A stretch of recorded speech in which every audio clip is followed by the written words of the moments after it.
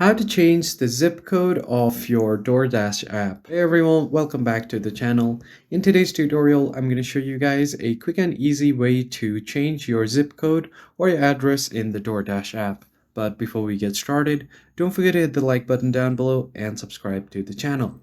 Now let's jump right into the video. The very first thing you need to do is have the application installed on your device. You can find it on both Google Play Store or App Store. And now once you have opened up your app, just make sure to log into your account.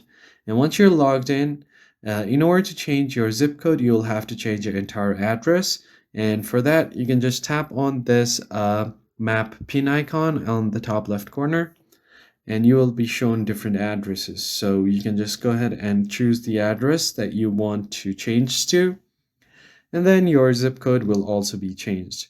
You can also change it by going to your profile icon, then head over to settings, and then from here you can change your addresses. As you can see, if you tap on address, you'll find all of your current addresses.